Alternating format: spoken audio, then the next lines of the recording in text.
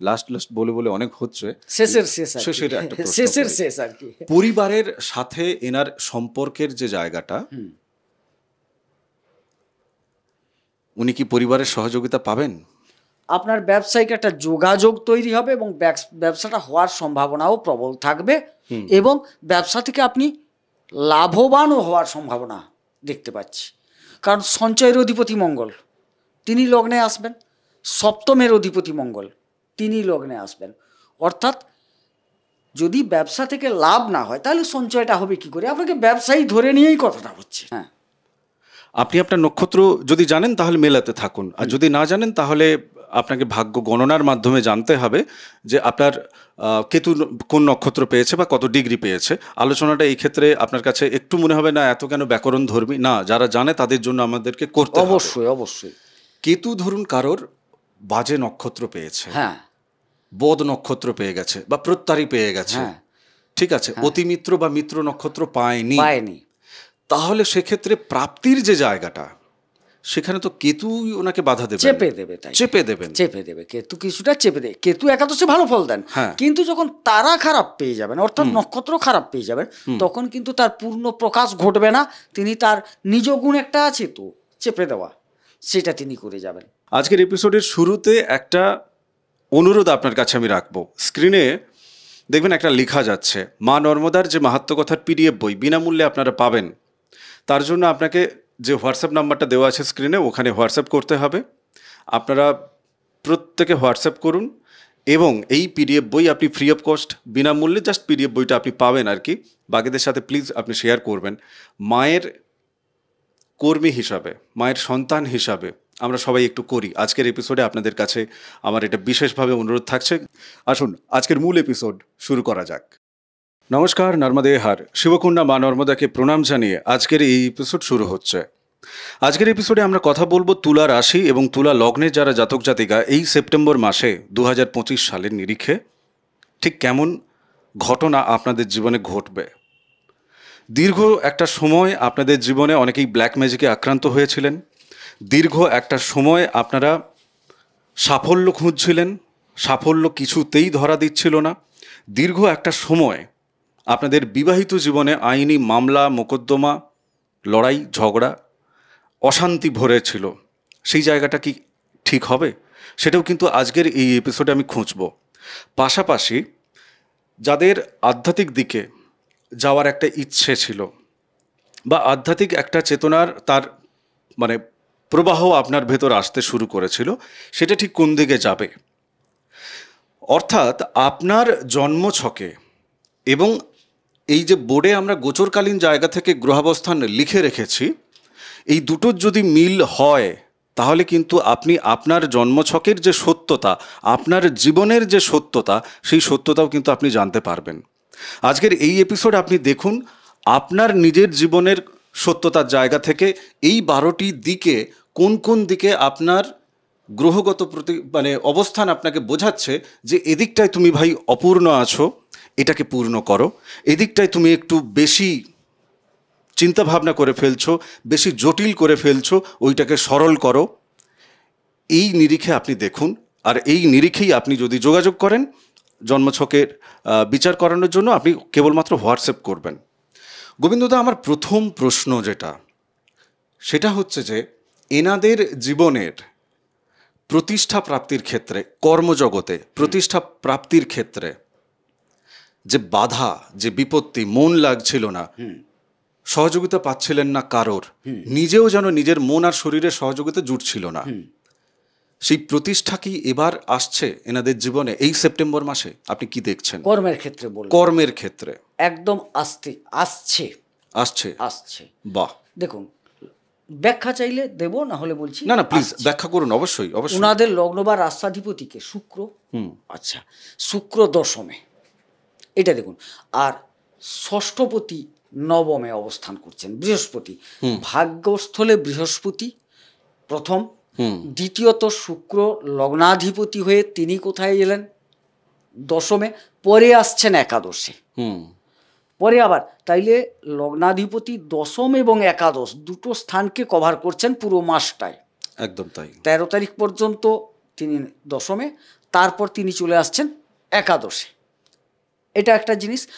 আরও গুরুত্ব পাবে যখন দেখবেন যে একাদশ স্থলে কে কে বসে আছে, বুধ, রবি, কেতু বসে আছে। তাহলে বুধাদিত্য যোগ একটা চলছে ওখানে।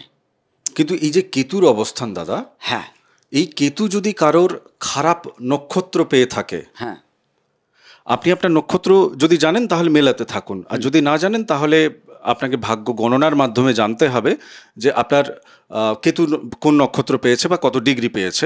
আলোচনাটা এই ক্ষেত্রে আপনার কাছে একটু মনে হবে না এত কেন ব্যাকরণ ধর্মী, না, যারা জানে তাদের জন্য আমাদেরকে করতে হবে। অবশ্যই অবশ্যই।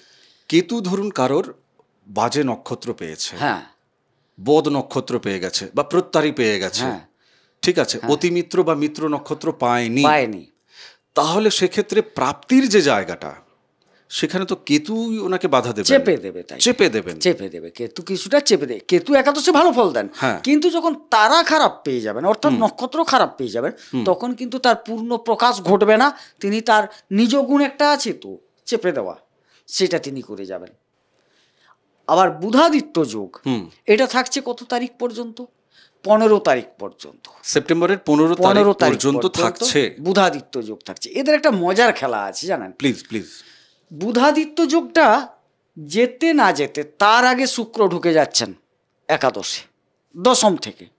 মানে এই উপার্জনের জায়গাটাকে কোনো সময় মানে ফাঁকা রাখছে না। লগ্ন বা রাশির অধিপতি ঢুকে যাচ্ছেন, বর্তমান একাদশের অধিপতি একাদশে অবস্থান করে আছেন। আবার দেখুন নবমের এবং দ্বাদশের অধিপতি বুধ, তিনি কোথায় আছেন? একাদশে আছেন। তাহলে একাদশে বুধাদিত্য যোগ চলছে। আবার এই বুধাদিত্য যোগ ভাঙতে না ভাঙতে তার পূর্বে শুক্রের মতো গ্রহ রাষ্ট্রাধিপতি বা লগ্নাধিপতি তিনি প্রবেশ করে যাচ্ছেন।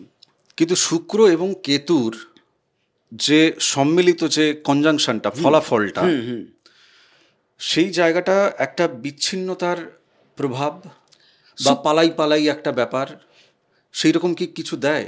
মানে এটা অনেকে ভাবেন বলে আমি এই প্রসঙ্গটা রাখছি আপনার কাছে। দেখুন, রবির সাথে কেতুর সম্পর্ক খারাপ নয়, রবি কেতুটা ভালো। যেহেতু রবি আছে তুমি তাই উল্লেখ করছি। এটা চললো কত তারিখ পর্যন্ত? 17 তারিখ পর্যন্ত। কিন্তু 13 তারিখ প্রবেশ করে যাচ্ছেন শুক্র। এবারে রবি যতক্ষণ আছেন তিনি কিন্তু যেই ঢুকুক সে ঘরকে খারাপ করতে দেবেন না। শুক্রের সাথে কেতুর সম্পর্ক ভালো নয়, কিন্তু যখনই রবি বেরিয়ে গেলেন কেতু চলে এলেন তখন কিছুটা ডামাডোল অবস্থা দেখা দিতে পারে। বোঝা গেল? আপনি প্রথমেই উল্লেখ করেছেন কেতু খারাপ নক্ষত্রে বসে থাকছে, সে ভালো ফল দিচ্ছে না, তার সাথে সম্পর্কও ভালো আসছে না, কিন্তু শুক্র ব্যক্তিগত স্তর থেকে ভালো ফল দেওয়ার চেষ্টাটা করবেন। শুক্র ধরুন, মানে এক্ষেত্রে আমি যদি দেখি শুক্র এক্ষেত্রে ওনার তুঙ্গি অবস্থায় আছে, মানে খুব ভালো ডিগ্রি পেয়েছে। আচ্ছা, তুলা রাশি বা তুলা লগ্নে যারা জাতক জাতিকা, তার শুক্র কিন্তু ভালো ডিগ্রি পেয়েছে বা ভালো অবস্থানে তিনি আছেন। উনি আগের জীবনে শুক্রের যে যত রকম ক্রিয়াকলাপ আছে শুক্রের ব্যবহারটা উনি কিন্তু ভালোভাবে করেছেন। কিন্তু ঘটনা হচ্ছে আরেকটু জটিলভাবে কিন্তু দাদা দেখতে হবে। একটা গ্রহের দশা যদি উনি প্রাপ্ত না করেন, গোচরকালীন ফলাফল ঠিক ততখানি কি সুফল বা কুফল ওনার জীবনে দেবে? না, দেবে না। এইবার ধরুন উনি যে বয়সে বসে আছেন, ওনার বয়সগত জায়গা থেকে এবং ওনার নিজস্ব দশা, অন্তর্দশা, প্রত্যন্ত দশার জায়গা থেকে ওনার এই মুহূর্তে যেটা চলছে সেটা ধরুন আপনার চন্দ্রের চলছে। বয়স যাই হোক, দশা তো বিভিন্ন বয়সে উনি পেতেই পারেন। অবশ্যই। কেউ দেখা যায় যে শুক্রের দশা তার জীবনে ঢুকছে 45 বছর বয়সে গিয়ে, কারোর দেখা যায় 55 বছর বয়সে গিয়ে ঢুকছে, কারোর 60-65-তে গিয়েও শুক্রের দশা আসছে।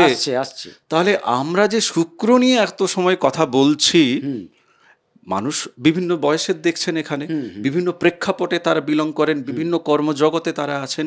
তাহলে শুক্রের এই প্রাপ্তিটা তাদের জীবনে কি সমান সমান হবে প্রত্যেকের? খুব গুরুত্বপূর্ণ জায়গা আলোচনা করেছেন। দেখুন, শুক্র হচ্ছেন সাজসজ্জা, আতিশয্য, সুখ ইত্যাদি প্রদান করেন। যখনই শুক্রের দশাটা তার জীবনে ঢুকবে দশাটা, তিনি কিন্তু পূর্বের শুক্রের কোনো সেরকম পাননি, কারণ দশাটা আসেনি। গোচরে কিঞ্চিত, সেটা তো আলাদা কথা। যখন যেই বয়সে তিনি পাবেন, সেই বয়সেই কিন্তু এই প্রাচুর্যতা, এই যে আগের না পাওয়াটা, দশা আসেনি বলে, সেটা কিন্তু কিঞ্চিত পাবেন। এবারে সেই বয়সে যেটা উপজীব্য, কীরকম উপজীব্যটা বলি। ধরুন বিবাহের কারক গ্রহ শুক্র, তিনি 65 বছরে শুক্র ঢুকলো, আমি ধরলাম তার বিবাহ নিয়ে তখন তো ভাবার ব্যাপারটা নেই। কিন্তু শুধু শুক্র তো আর বিবাহ নিয়ে আসে না, আর্থিক প্রাচুর্যতা নিয়ে আসে, ভোগৈশ্বর্য, ভোগ বিলাস বা বিলাস দ্রব্য। দেখা গেল এই পর্যন্ত করতে করতে সেই জীবনে কিন্তু সেই জিনিসগুলো তিনি পেতে চলেছেন। আর যখন আমার শুক্র, আমি ধরুন এই 56 বছর বয়স, আমার শুক্র আসবে, তখন আমি আমার প্রয়োজন মতো এই বয়সে যেটুকু নিয়ে করা যায় সেটার দিকেই ঝুঁকবো, সেই ভোগবিলাসিতা, সেই প্রাচুর্যতা সেভাবেই কাজে লাগাবো যে বয়সে যার প্রয়োজন। আমি আমি এই জটিল আলোচনাটা কেন গেলাম তো জানো? দেখো, মানুষ না জ্যোতিষের এপিসোড যখন দেখে অনেক আশা নিয়ে দেখে। আজকের এই এপিসোড শুধু যে লোকে দেখছে তা নয়, বিভিন্ন এপিসোড দেখে, হ্যাঁ, বিভিন্ন জ্যোতিষীর এপিসোড দেখেন। আমি চেষ্টা করছি যে আমার এই এপিসোডে, এই চ্যানেলের মাধ্যমে, আমরা যেহেতু মা নর্মদার নাম নিয়ে এবার এপিসোডটা করছি, লোকে যেন বেকার আশায় না যায়, আবার আশা হত যেন না হয়, হ্যাঁ, ম্যানুপুলেশন যেন না হয়। আমি শুরুতেই এই কারণে আজকের এপিসোডে বলেছি যে আপনি আপনার জীবনের সত্যটা আপনার জন্মছকেই দেওয়া আছে, আপনি কি করতে এসছেন না করতে এসছেন। ওনার জন্মছক আলাদা, আমারও জন্মছক আলাদা, আপনারও জন্মছক আলাদা। আমাদের তিনজনেরই যদি তুলা রাশি তুলা লগ্ন হয়, একই যদি গ্রহবস্থানও হয়, তবুও দেখা যাবে ডিগ্রিগত ফারাক আছে। আপনার অন্য কোনো দশা চলছে এই মুহূর্তে, ওনার অন্য কোনো চলছে, আমার অন্য কোনো চলছে। তো এই ফল জাস্ট গোচরকালীন জায়গা থেকে অ্যাকচুয়াল জিনিস জানতে গেলে আপনার জন্মছক বিচার প্রয়োজন।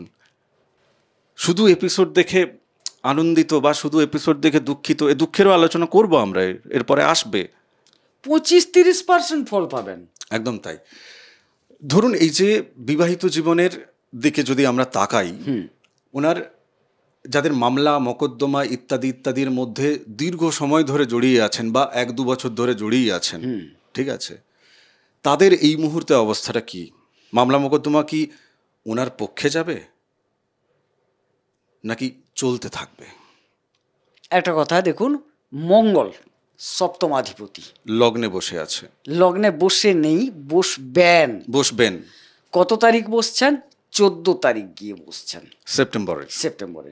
আপনি দেখবেন 14 তারিখের পর ওনাদের যে দূরত্বটা তৈরি হয়েছে, অনেকের মামলা মোকদ্দমা পর্যায়ে গেছে, অনেকের দেখবেন এই ঘটনাগুলো স্বামী স্ত্রীর মধ্যে দূরত্ব তৈরি করেছে। কেউ শ্বশুরবাড়িতে গিয়ে চলে গেছে, শ্বশুরবাড়িতে, কেউ অন্য কোথাও স্ত্রীর সাথে বনিবনায় একটা দূরত্ব তৈরি হয়েছে।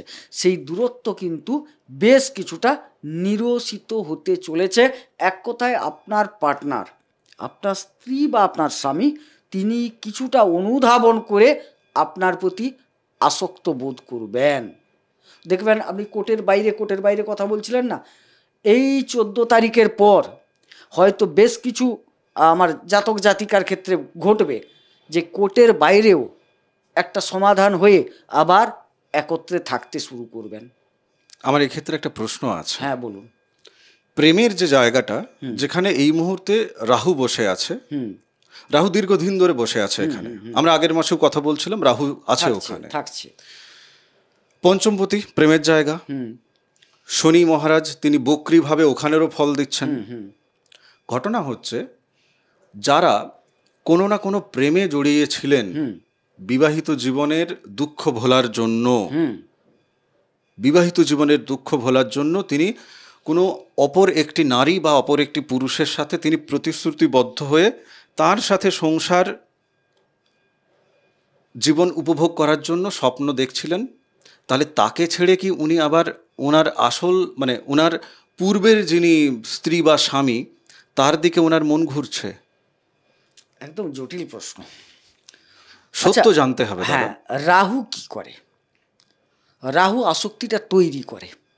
পঞ্চমে রাহু বসে গেছে, উনি কিন্তু এই, আমি ঘটনাটা ঘটে নিলাম, স্ত্রীর সাথে সমস্যা আছে বা স্বামীর সাথে আছে, ঠিক। সেখানে কিন্তু তিনি প্রেমাসক্ত করে তুলবে তাকে, কে? রাহু করে তুলবে। ঠিক আছে, এবারে শনি বক্রী হয়েছে, দেখুন আবার ফল দিচ্ছে কার মতো? সেই পঞ্চমের মতো ফল দিচ্ছে। শনি কিন্তু এই প্রেমটাকে খুব একটা ভালো চোখে দেখেন না। এবার দেখুন, একজন প্রেম এনে দিচ্ছে আর একজন সেটাকে বিচার করে দেখতে শেখাচ্ছে। দুটো ঘটনা চলবে মাঝখানে, দেখবেন আরও প্রকট হবে সেটা শনি যখন একদম চলে আসবেন। এখন তো আছেন ষষ্ঠে, পঞ্চমের মতো ফল দিচ্ছেন, কিন্তু যখন তিনি পঞ্চমে এসে যাবেন তখন আরও ফোকাসটা বেরিয়ে আসবে। কি হবে জানেন? প্রেম যে করছেন না, প্রেমটা বেশিরভাগ লোক একটু ভুল জায়গায় করছেন। আমি এই প্রসঙ্গটা কেন নিয়ে এসেছি, দেখুন মানে প্রসঙ্গ আলোচনার উদ্দেশ্য কিন্তু আপনাকে কোথাও থেকে কষ্ট পাওয়ানো নয়। আপনি শ্রাপিত যোগের এপিসোডে তোমার সাথে আপনি জড়িয়ে যাচ্ছে, হ্যাঁ, চলো ঠিক আছে ভাই। বেশ আছে, ঠিক আছে। হ্যাঁ ঠিক আছে, বলো তুমি না। শ্রাপিত যোগের এপিসোডে আমরা যখন শনি এবং রাহু নিয়ে কথা বলছিলাম, ভৌমযোগের এপিসোড শ্যুট হয়েছে, এখনো আসেনি আপনাদের সামনে, সেটা নিয়েও কথা হচ্ছিল। তো সেই যে শ্রাপিত যোগের এপিসোডে আমরা শনি এবং রাহুর যে অবস্থানের জায়গা থেকে যে ফলাফলগুলো, এর আগে গোবিন্দদার এপিসোড আছে, দেখবেন, পেয়ে যাবেন আপনি। সেইটা আমার মাথায় চলে এলো, মানে দেখে আমার এই মুহূর্তে এলো যে এটাও তো হতে পারে যে সেই যে প্রেম, যে প্রেমের উনি প্রতিশ্রুতিবদ্ধ, তাহলে সেই প্রেমের জায়গায় উনি তাহলে কি ছেড়ে দিয়ে আবার সেই পেছনের বিবাহিত জীবনের দিকে যাচ্ছেন? তাহলে তার সাথে কতখানি অ্যাটাচমেন্ট হবে? এবং এক্ষেত্রে না, মানে বিশ্বাস করুন, আমি ওনাকে এই প্রশ্নটা রাখবো না যে তার সাথে পুরনো যে স্বামী বা স্ত্রীর সাথে কি সম্পর্ক ঠিক হয়ে যাবে, এটা এখানে ওনাকে প্রশ্ন রাখছি না এই কারণেই, আপনার জন্মছক এক্ষেত্রে দেখা ভীষণ রকমভাবে জরুরি। আপনার জন্মছকে গ্রহাবস্থান, তার ডিগ্রি, তার দশা কী চলছে, ইত্যাদি ইত্যাদি, এটা না দেখে না এই প্রশ্নের উত্তরটা আপনার কাছে পরিষ্কারভাবে পৌঁছবে না। আমি তাই এই প্রশ্নটা রাখলাম না, জাস্ট আমি আপনার সামনে রাখলাম। যদি মনে হয় আপনি কেবলমাত্র হোয়াটসঅ্যাপে যোগাযোগ করবেন, জ্যোতিষ বিচার করাতে চাই। এই মাসের নিরিখেই কিন্তু এই দ্বন্দ্বগুলো চলছে, সেপ্টেম্বর মাসে। তাই আলোচনা এতটা গভীর জায়গা থেকে, এতটা অ্যানালিসিসের জায়গা থেকে নিয়ে আসছি। হ্যাঁ, প্রশ্নটা হারিয়ে গেল। হ্যাঁ প্লিজ। আমি প্রশ্নটা লিখে রাখলাম। রাহু বসে আছে, শনি আসছে প্রেমের জীবনে। প্রেমের জীবনে শনি কি করছে জানেন? ছাঁকনি। রাহু তো এনে দেবে, তার কাজ হচ্ছে প্রেম করিয়ে দেবে, এক নয় একাধিক করিয়ে দেবে। রাহু তার চরিত্রটা এরকম। শনি যে চলে এসছে না, ছাঁকনি, ছাঁকছে কোনটা ঠিক কোনটা ভুল সেটা কিন্তু জাতকের চোখে চলে আসবে। সেইখান থেকে এবারে প্রশ্ন হচ্ছে, তাইলে কি সবগুলো ঠিক না সবগুলো ভুল? ছাঁকার মধ্যে দেখা যাবে উনার জন্মকুণ্ডলিতে শনির যদি অবস্থান শক্তিশালী হয়, বোঝাতে পারলাম, তাইলে শনি কিন্তু ভুল যে প্রেমটা এসছিল সরে যাবে। ঘটনা হচ্ছে দাদা, এক্ষেত্রে আরেকটা প্রশ্ন আছে। যে মানুষটির সাথে উনি গিয়েছেন, মানে দুইজনের সম্মতিতে তো প্রেম হয়েছে, সেই মানুষটির সাথে ওনার পূর্বজন্মের কোনো কার্মিক রিলেশন আমাকে সেটাও ভাবাচ্ছে। আমি আর আজকের এপিসোডে ওই দিকে যাচ্ছি না, মানে আপনি যে এই আলোচনার রেখাপাতে না আমাকে আরও যদি সত্যকে উন্মোচন করতে হয়, তাহলে আমাকে পূর্বজন্মে যেতে হবে। অবশ্যই। যে কেন, মানে কেবলমাত্র তুলারাশি তুলালগ্নের জাতক জাতিকাকে রিয়েলাইজেশন করানোর জন্য তিনি কি রাহুকে বসিয়ে এই সমীকরণে ওনাকে দিলেন? আর ওনার জন্মছকে রাহু কোথায় বসে আছে সেটাও কিন্তু এক্ষেত্রে আলোচনায় আসতে হবে। এটা এই এপিসোডের আলোচনা নয়, আমি এর পরের জায়গাটায় যাই।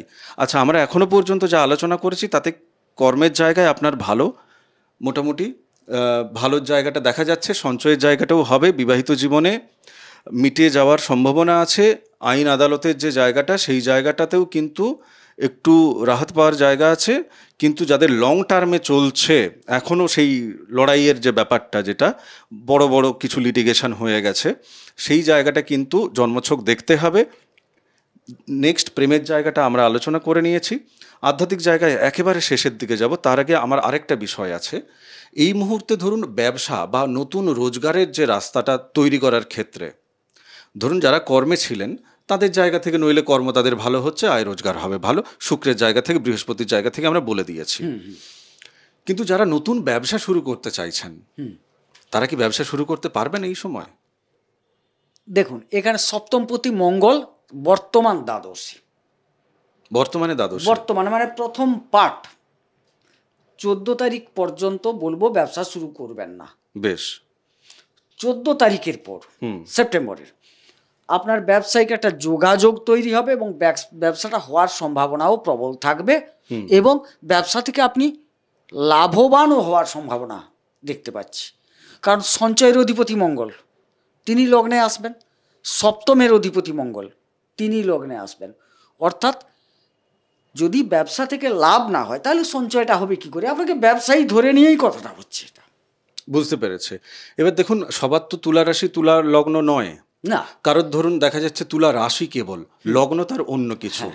সেক্ষেত্রে তার মঙ্গলের অবস্থান আবার না, সেটা কুণ্ডলী এর জন্য বলা হয়তো যে কুণ্ডলীটা বিচার করতে হবে। এটা তো গোচর, এক মাসের 14 তারিখ তিনি আসছেন, আমি 30 তারিখ পর্যন্ত রেজাল্টটা বলছি, তাহলে 14 থেকে 30-31 পর্যন্ত আপনি রাশিফলের বাকি এপিসোডগুলোও দেখবেন, সেখান থেকে আপনি ওপর একটা ধারণা পেয়ে যাবেন। ঠিক আছে, নেক্সট আমার লাস্ট প্রশ্ন, সেটা হচ্ছে আপনার আধ্যাত্মিকতার যে জায়গা, 12 হাউসের যে জায়গা, যেখানে রবি আসছেন, বুধ আসছেন, মঙ্গল ওখানে আছেন, ওখান থেকে সরে যাচ্ছেন। ঠিক আছে, তো আপনার জন্মছকে 12 হাউসে কে বসে আছে সেটা আপনি নিজেই জানেন। তো এক্ষেত্রে এই যে 12 হাউসের যে জায়গাটা, আধ্যাত্মিকতার যে জায়গাটা, সেটা কেমনভাবে মানে ওনার কাছে প্রতিভাত হচ্ছে? আপনার বুধাদিত্য যোগ দেখা যাচ্ছে তো আধ্যাত্মিকতার জায়গায়। নবমাধিপতি, ধর্মীয় স্থলের অধিপতি বুধ, তিনি দ্বাদশে আসছেন, আর একাদশের অধিপতি তিনি দ্বাদশে আসছেন। এখানে আরও একটা মজার খেলা আছে, আধ্যাত্মিকতা তো আসছে, এটা ভালো রূপে আসবে, ভালোভাবে আসবে, প্লাস আধ্যাত্মিক কর্মকাণ্ডে যারা যুক্ত আছেন তাদেরও প্রভাব প্রতিপত্তি বিস্তার পাবে। ধরুন এই ক্ষেত্রে যার বুধ দগ্ধ অবস্থায় আছে, কেমন? আবার এমনও ধরুন ধরুন এই যে নবমপতির যে জায়গাটাকে আমি একটু ধরছি দাদা, কেননা ভাগ্যের সহযোগিতা আপনার আধ্যাত্মিক বিকাশের জন্য প্রয়োজন। ভাগ্য শব্দটার মধ্যেই একটা আধ্যাত্মিকতার একটা স্মেল আছে, তাই না, এসেন্স আছে একটা। বৃহস্পতি ধরুন কারোর বক্রি অবস্থায় আছে বা তার দগ্ধ অবস্থায় আছে বা ডিগ্রি প্রচণ্ড কম, তাহলে ভাগ্যের সহযোগিতায় কি তার আধ্যাত্মিকতার বিকাশটা হবে নাকি না সেক্ষেত্রে হবে না, নিজস্ব চেষ্টাটা জরুরি? আচ্ছা, আপনি একটু ভুল জায়গায় চলে গেছেন। বেশ, ক্লিয়ার করুন। বৃহস্পতি এসে বসেছেন, ঘরটা কিন্তু বুধের। হ্যাঁ, মিথুন রাশির ঘর ওটা, মানে ভাগ্যাধিপতি হচ্ছেন বুধ। আমি বলছি কিন্তু বুধ দগ্ধ আছে। হ্যাঁ, বুধ দগ্ধ থাকে, বুধ দগ্ধের কোনো সমস্যা নেই। কারণটা বলি, আচ্ছা। অন্যান্য গ্রহ দগ্ধ হলে তাকে গুরুত্ব দেওয়া হয়, দেখা হয়। আচ্ছা। বুধের দগ্ধটা হচ্ছে জেনারেল। দক্ষিণ আফ্রিকার মানুষ কালো হবে, আচ্ছা, এটা জেনারেল ব্যাপার। আবার অস্ট্রেলিয়া ইংল্যান্ডের মানুষ সাদা হবে, এটা জেনারেল ব্যাপার। বরং উল্টো হলে সমস্যা, তখন ভাবতে হয় কেন হলো, কি করে হলো। বুধ সূর্য একদম কাছে থাকে, তার দগ্ধ হওয়াটা স্বাভাবিক। আপনি জ্বলছেন, আমি একদম আপনার কাছে, আমার দগ্ধ হওয়াটা স্বাভাবিক। এখানে কোনো প্রভাব সেরকম খারাপ হয় না, বরং যদি বক্রি থাকে সমস্যা হয়। বুধ যদি বক্রি থাকে, ডিগ্রিগত দুর্বল থাকে, দুস্থানগত থাকে, হ্যাঁ, খারাপ গ্রহের দৃষ্টি থাকে, তাইলে সেটা খারাপ। দগ্ধটা খুব একটা খারাপ। শুনুন, আরেকটা মজাদার প্রশ্ন করি, মজাদার প্রশ্ন এটা। শুরুতেই আমি বলেছি জীবনের এই যে 12টা দিক আছে না, 12টা ভাব আছে, এর সত্য জানতে হবে। আপনার জন্মছকেও কিন্তু এই 12টাই ভাব হবে। তো আপনি আপনার জন্মছক দেখাচ্ছেন যখন, আমাদের সাথে যোগাযোগ করছেন যখন, আপনি আপনার জীবনের সত্যটা জানছেন, আপনি কি করতে এসছেন এই পৃথিবীতে, এই জন্মটা কেন হয়েছে আপনার। আপনি কিন্তু সব দিকটাই পাবেন, সব দিকেই আপনাকে যেতে হবে। পারিবারিক জায়গাতেও যেতে হবে, পয়সা রোজগারও করতে হবে, সংসারেও করতে হবে, বাচ্চার প্রতিপালন করতে হবে, বাবা মায়ের সেবাও করতে হবে। কোনটা কতটুকু আপনাকে করতে হবে সেটা আপনার জন্মছক বলে দিচ্ছে আপনাকে। গুরু প্রাপ্তি এই সময় কি হবে ভালো? ভ্রমিত হয়ে যাবেন। যাদের কেতু বসে আছে পঞ্চমে, যারা ভাবছিল একটু তন্ত্র সাধনা, গুপ্তবিদ্যা, জ্যোতিষবিদ্যা ইত্যাদি ইত্যাদি, না মানে এবার সেখানেও কিন্তু দেখতে হবে ওই সেই নক্ষত্রের জায়গাটা চলে আসছে, নক্ষত্র চলে আসছে, যে নক্ষত্র কি পেয়েছে, ঠিক আছে, সেটা দেখতে হবে। আপাত দৃষ্টিতে কিন্তু ভ্রমিত হওয়ার জায়গা আছে, মানে মনে হচ্ছে যে আমাকে খুব তেল দিচ্ছে আমার গুরুদেব, জান পর্যন্ত দিয়ে দিই, কিন্তু পরেই যান নিয়ে নেবে, তখন আপনার মনে হবে যে কোথায় যান দিয়েছি। শরীর একটা, জীবন একটা, আত্মার এই জার্নি তো চলতে থাকবে, কিন্তু এই জীবনে এই আয়ু হাতের ফাঁক থেকে বেরিয়ে গেলে কিন্তু দ্বিতীয়বার ঘুরে আসবে না, পরবর্তী জন্মে আবার আসবে। তো সেটা কিন্তু ভাবতে হবে, সময়টাকে ঠিকভাবে কাজে লাগাতে হবে। চলো আরেকটা লাস্ট প্রশ্ন করি। লাস্ট বলে বলে অনেক হচ্ছে, শেষের শেষ আর কি। শেষের একটা প্রশ্ন শেষের করি। শেষ আর কি। পরিবারের সাথে এনার সম্পর্কের যে জায়গাটা, উনি কি পরিবারের সহযোগিতা পাবেন? পরিবার বলতে এখানে 4th হাউস, 4th-এর অধিপতি কিন্তু 6-এ শনি ভালো ফল দেন কিন্তু। এবারে অবস্থানগত দিক থেকে খারাপ, কথাটা বুঝুন। 4th-এর অধিপতি 6ষ্ঠে যাওয়া ভালো নয়, কিন্তু 6ষ্ঠে শনি ভালো ফল দেন, তাহলে 6ষ্ঠের ভালো ফল দিলেও 4th-এর ভালো ফল দেবেন না। কথাটা এখানে একটু জটিল দাঁড়িয়ে গেল। জটিলই সত্যি দাঁড়িয়েছে, কিরকম? আমারও কাছে পরিষ্কার হচ্ছে না পরিষ্কার এখনো। হচ্ছে না। আপনি লোকটা, আমি একটা উদাহরণ দিই, আপনাকে পুলিশে মানায়, তাইলে থানায় আপনি যথেষ্ট পাওয়ারফুল, শক্তিশালী, সেই জায়গায় আপনি ভালো ফল দেবেন। কিন্তু আপনি যদি একটা সাধারণ ডাক্তারের জায়গা থেকে গিয়ে বলেন আমি থানায় পুলিশ হব, সেটা কি সেই ফল আসবে? নিশ্চয়ই না, অ্যাবসার্ড একটা ব্যাপার। অ্যাবসার্ড ব্যাপার না। সেই রকম 4th-পতি 6ষ্ঠে গেছে, এটা কিন্তু ভালো নয়। পারিবারিক সমস্যা তৈরি হবে, ঋণ হবে পারিবারিক, কথাটা বুঝলেন?